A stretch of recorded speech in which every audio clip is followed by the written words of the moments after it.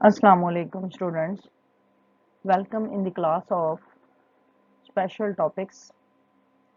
After a while, as you people know that we are studying solutions, and in solutions today we are going to discuss an important topic, which is colligative properties of solutions.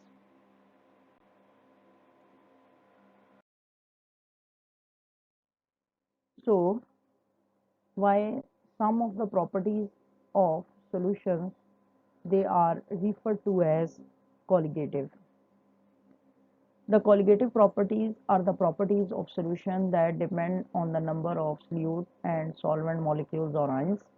तो आज जो properties हम study करेंगे which we termed as colligative properties, ये ऐसी properties हैं जो कि number of solute and solvent molecules या आयंस पे डिपेंड करती हैं।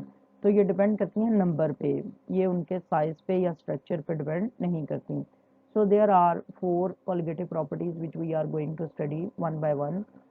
Lowering of vapor pressure, elevation of boiling point, depression of freezing point, and osmotic pressure. We will go through each of these in detail in the next lectures. The practical applications of colligative properties, these are numerous. There are many applications of colligative properties, and the study of colligative properties, it has provided us with methods of molecular mass determination. तो अगले lectures में हम देखेंगे कि किस तरह से इन colligative properties के थ्रू से हम molecular mass determine कर सकते हैं, और इसके अलावा जो solution theory की development में भी इन properties ने important किरदार अदा किया है।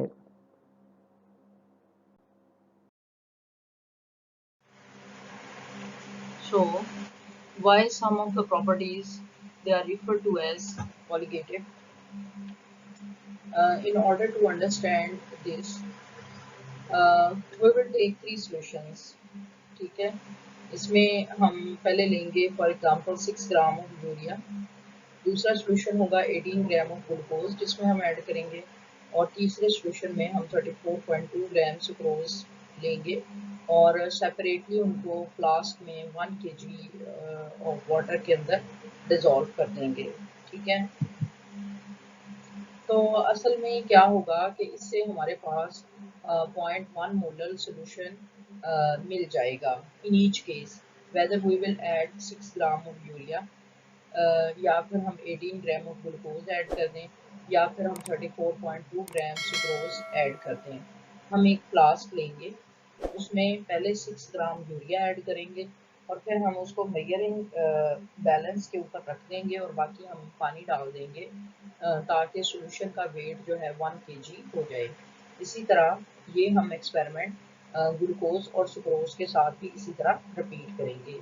तो थोड़ा सा ये मैं आपको बता दूं कि डिफरेंस क्या होता है between molar solution and molar solution.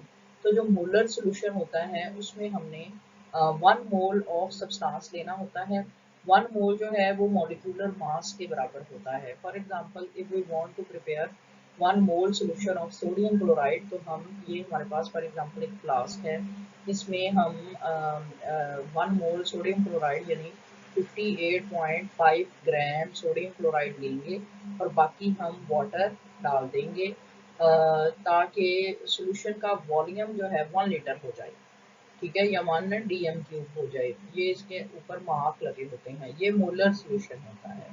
जबकि अगर हमने मोलर सॉल्यूशन प्रिपेयर करना है तो हम 1 मोल सोडियम क्लोराइड यानी 58.5 ग्राम सोडियम क्लोराइड लेंगे, उसको फ्लास्क में डालेंगे और बाकी फिर हम इसको मेजरिंग बैलेंस के ऊपर रख देंगे और इसका वेट करेंगे, बाकी हम पानी डालेंगे ताकि सॉल्यूशन का वेट 1 kg हो जाए। तो इस तरह से ये आपको मोलर सॉल्यूशन प्रोवाइड करेगा। अब हमने ये देखना है कि 6 ग्राम यूरिया या 18 ग्राम ग्लूकोज या 34.2 ग्राम सुक्रोज से कितने मोलर सॉल्यूशन है प्रिपेयर होता है।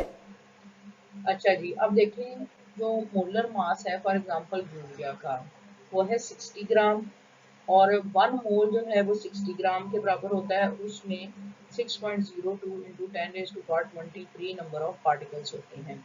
ये वाला जो फैक्टर है इसको हम एवोगैड्रोस नंबर बोलते हैं। तो एक मोल के अंदर इतने नंबर ऑफ पार्टिकल्स होते हैं। You have to remember this number which is 6.02 into 10⁻23। अच्छा जी, अब यानी ये 6 ग्राम जो है कितने नंबर ऑफ मोल्स के बराबर होता है, इसके लिए हम मास को मोलर मास पे डिवाइड करेंगे। तो ये हमारे पास जो गिवन मास है यूरिया का वो 6 है, इसको 60 पे तो ये 0.1 मोल आ जाएगा। तो मोलैलिटी क्या होता है, number of moles divided by weight of solution in KG. अब हमारे पास इसका नंबर ऑफ मोल आ गया 0.1 मोल और जो वेट है वो सोल्यूशन वो 1 केजी है, तो ये आ जाएगा 0.1 divided by 1, this is equal to 0.1 mole per KG. तो 6 ग्राम यूरिया जो है वो प्रोड्यूस करेगा 0.1 मोलर सोल्यूशन। इसी तरह जो 18 ग्राम ग्लूकोज है और 34.2 ग्राम सुक्रोज है, ये भी 0.1 मोलर सोल्यूशन ही प्रोड्यूस करेगा। यहाँ पर ये बात आपके जहन नशीन होनी चाहिए कि यूरिया का मॉलिक्यूलर वेट है, मॉलिक्यूलर मास है 60 ग्राम, ग्लूकोज का है 180 ग्राम और सुक्रोज का है 342 ग्राम। ठीक है, तो ये 10 टाइम्स जो है वो हमने कम डिजोल्व किया है, यानी 6 ग्राम, 18 ग्राम एंड 34.2 ग्राम, ये इनके मॉलिक्यूलर मास से 10 टाइम्स कम डिजोल्व किया है। तो मोलैलिटी भी 1 मोलर से 10 टाइम्स कम यानी 0.1 मोल हमें मिलेगी। दूसरा जो अहम बात है वो ये कि 1 मोल जो है वो 60 ग्राम के बराबर है, उसमें इतने नंबर ऑफ पार्टिकल्स हैं, यानी 6.02 इंटू 10⁻23 पार्टिकल्स। और 0.1 मोल जो है वो 10 टाइम्स कम है, इसमें 6 ग्राम यूरिया होगा और नंबर ऑफ पार्टिकल्स भी 10 टाइम्स कम हो जाएंगे। सिंपली 23 की बजाय यहाँ पर हम 22 लिख देंगे, तो 6.02 इंटू 10⁻22 पार्टिकल्स। ठीक है, अब चूंकि 18 ग्राम ग्लूकोज और 34.2 ग्राम सुक्रोज जो हैं वो भी 0.1 मोलर सोल्यूशन ही बनाती हैं, तो इनके 0.1 मोलर के अंदर भी नंबर ऑफ पार्टिकल्स जो हैं वो इतने ही होंगे। ठीक है, वेट डिफरेंट होगा, यानी इसमें अगर 6 ग्राम है तो 0.1 मोल जो ग्लूकोज का होगा उसमें 18 ग्राम होंगे और 0.1 मोल जो सुक्रोज का होगा वो 34.2 ग्राम होंगे। ठीक है, लेकिन नंबर जो है वो सेम होगा पार्टिकल्स का। इसको हम किस तरह से जस्टिफाई कर सकते हैं, ये हम अगली स्लाइड पे देखेंगे।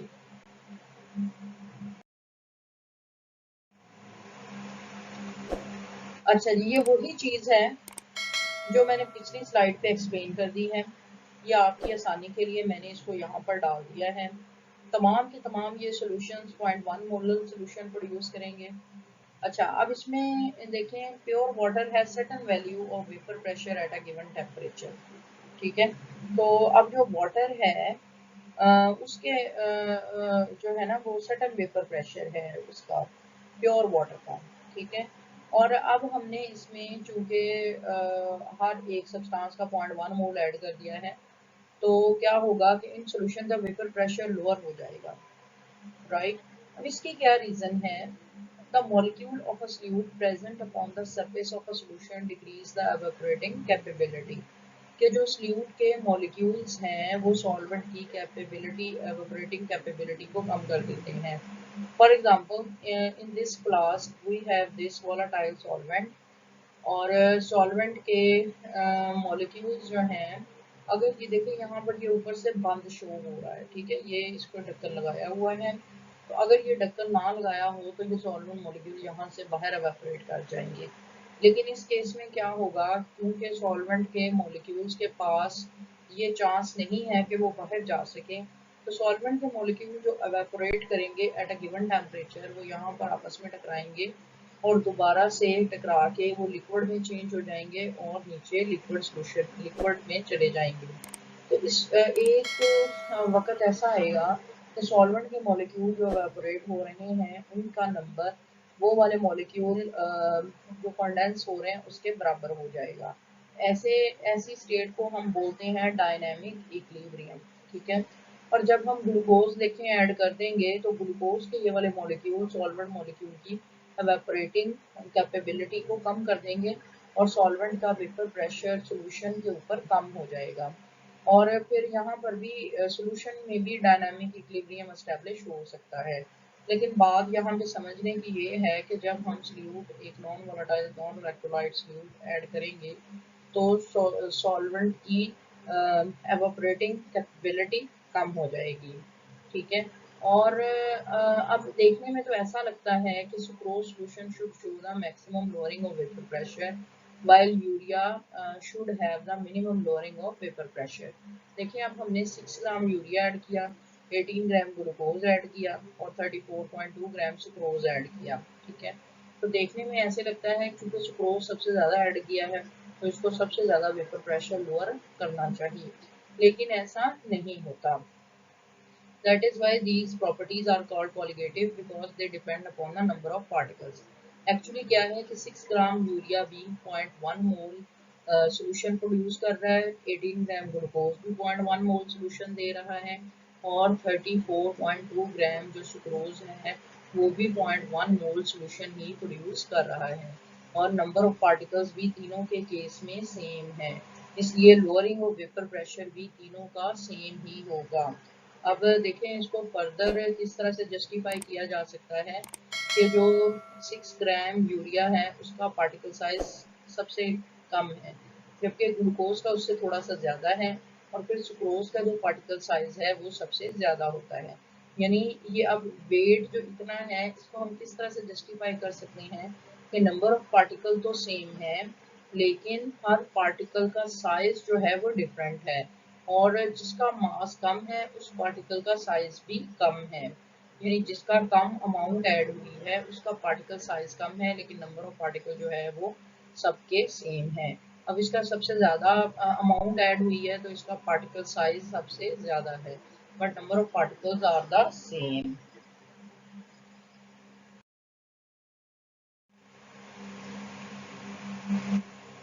अच्छा जी, अब इसकी रियलिटी क्या है? The lowering of vapour pressure in all these solutions will be same at a given temperature, ठीक है। तो अब इन तमाम सॉल्यूशंस में जो लोअरिंग ऑफ वेपर प्रेशर है एक एक खास टेम्परेचर पे वो सेम ही है। एक्चुअली किया क्या है हमने, the number of particles of solute in these solutions are equal, ये मैं पिछली स्लाइड्स पे बहुत डिटेल से आपको समझा चुकी हूँ कि ये नंबर ऑफ पार्टिकल पे डिपेंड करता है, उसके साइज पे डिपेंड नहीं करता। हमने 1/10 of Avogadro's number of particle add किया है विच is 6.02 into 10 raised to power 22. The lowering of vapor pressure depends upon the number of solute particles and not upon their molecular mass and structure. So this is very important कि कोई भी colligative property या lowering of vapour pressure जो है वो सिर्फ depend करता है नंबर ऑफ सॉल्यूट पार्टिकल्स पे और उनके मोलर मास पे या स्ट्रक्चर पे डिपेंड नहीं करता। अब एक इसमें और इम्पॉर्टेंट बात है कि जो सॉल्यूट है वो नॉन वोलेटाइल और नॉन इलेक्ट्रोलाइट होना चाहिए, इसको फर्दर मैं आगे जाके एक्सप्लेन करूँगी। ओके, अब भी हमने बात की थी लोअरिंग ऑफ वेपर प्रेशर की। Now we have another colligative property which is boiling point. अच्छा, अब जो वेपर प्रेशर और boiling point these are inversely proportional. अगर वेपर प्रेशर कम होगा तो बॉइलिंग पॉइंट बढ़ जाएगा, इस वजह से the boiling point of these solutions these will be higher than that of pure solvent, ठीक है। अब इस तरह से ये ऑब्जर्व किया गया कि जो बॉइलिंग पॉइंट एलिवेशन है इन सॉल्यूशंस का तीनों का, because these are 0.1 mole solutions, तो वो है 0.052 डिग्री सेंटीग्रेड। यानी अगर वाटर 100 डिग्री सेंटीग्रेड पे बॉइल करता है तो ये सॉल्यूशन बॉइल करेंगे 100.052 डिग्री सेंटीग्रेड पे। और एक और जो कॉलिगेटिव प्रॉपर्टी है नेक्स्ट वो है फ्रीजिंग पॉइंट। अच्छा, vapour pressure non volatile solute के ऐड करने से कम होता है, बॉइलिंग पॉइंट एलिवेट कर जाता है और जो फ्रीजिंग पॉइंट है वो डिप्रेस कर जाता है, यानी फ्रीजिंग पॉइंट इसको डिप्रेशन बोलते हैं, फ्रीजिंग पॉइंट कम हो जाता है। और इनमें जो फ्रीजिंग पॉइंट डिप्रेशन है वो है 0.186 degree centigrade. As we have taking the example of water, तो वाटर आपको पता है 0 डिग्री सेंटीग्रेड पे जमता है, लेकिन अगर हम उसके अंदर ये 0.1 मोलर सोल्यूशन इनका बनाएंगे, फॉर एग्जांपल यूरिया सोल्यूशन है, तो in that case water will freeze at -0.18 degree 6 degree centigrade. The reason again is that the elevation of boiling point and depression of freezing point depend upon number of particles of solute.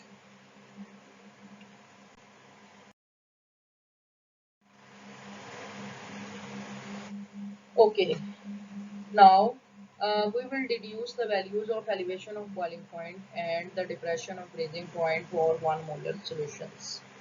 Right तो अभी तक हमने 0.1 molar solution की बात की थी और 0.1 molar solution के लिए हमने ये कंसिडर किया था कि जो एलिवेशन इन बॉइलिंग पॉइंट है वो है 0.052 डिग्री सेंटीग्रेड। ठीक है, तो अगर हम 1 मोलर सॉल्यूशन की बात करें तो उसके लिए हमें 60 gram urea, 180 gram glucose and 342 gram sugar हम सेपरेटली 1 kg ऑफ वाटर में डिसॉल्व करेंगे। तो अगर ये मुमकिन हो इस तरह से ये सॉल्यूशन बनाने तो जाहिर है कि 10 गुना, चूंकि ये कंसंट्रेशन ज़्यादा है 0.1 मोलर से, तो इसीलिए जो बॉइलिंग पॉइंट है या फिर फ्रीजिंग पॉइंट डिप्रेशन है वो भी 10 गुना बढ़ जाएगा। तो इसलिए बॉइलिंग पॉइंट जो एलिवेशन है वो पहले था 0.052, उसको अगर हम 10 से मल्टीप्लाई करेंगे तो क्योंकि कंसंट्रेशन 10 टाइम ज़्यादा है वो हो जाएगा 0.52 डिग्री सेंटीग्रेड। और इसी तरह पहले हमारे पास जो फ्रीजिंग पॉइंट डिप्रेशन था वो था 0.186 डिग्री सेंटीग्रेड।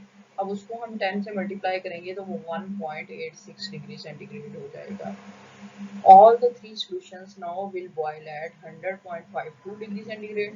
यानी ये है ना बॉइलिंग पॉइंट एलिवेशन, तो 100 में उसको प्लस कर देंगे और 0 में से जब ये माइनस, तो ये माइनस 1.86 डिग्री सेंटीग्रेड पे ये फ्रीज करेंगे।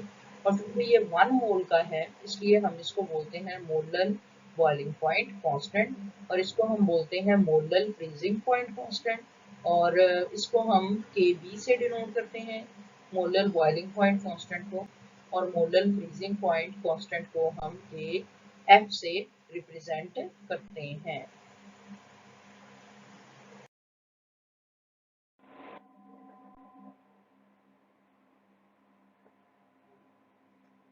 So,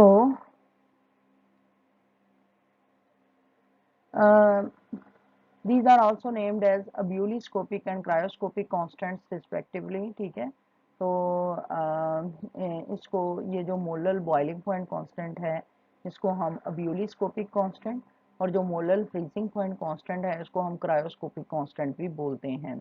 मोलर मीन 1 मोल के लिए जो भी इनका बॉइलिंग पॉइंट एलिवेशन या फिर फ्रीजिंग पॉइंट डिप्रेशन है।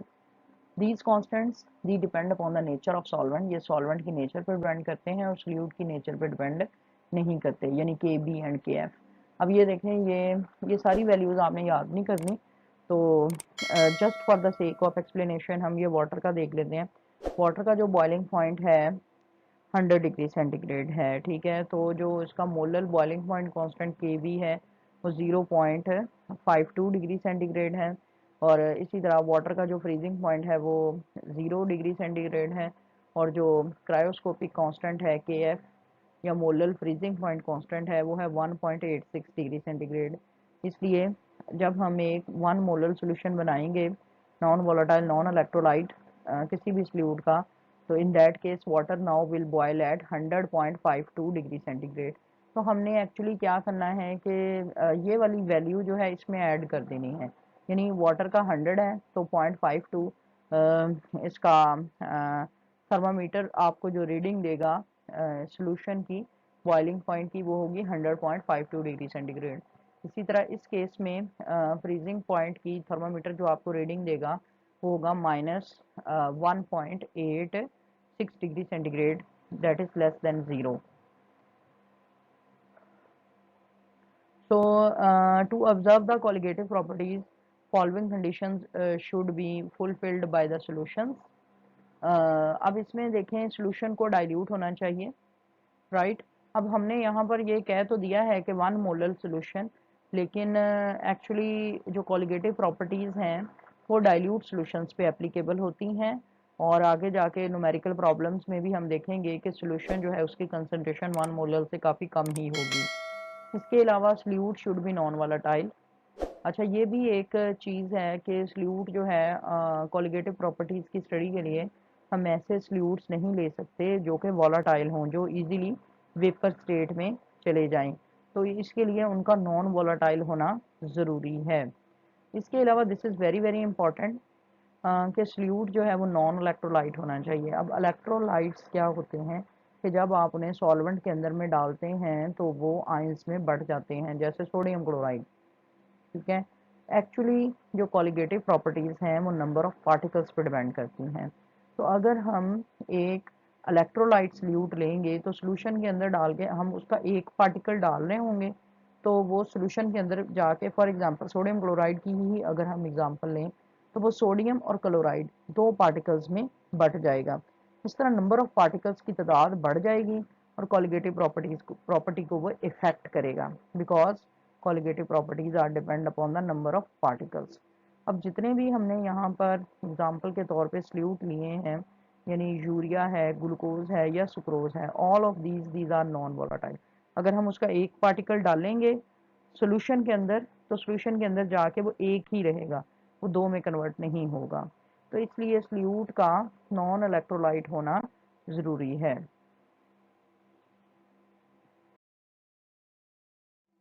Thank you very much for watching this lecture. I hope that you people have understood and enjoyed it. So if you have understood, please subscribe, share and like so that others can also be benefited from it. Thank you very much.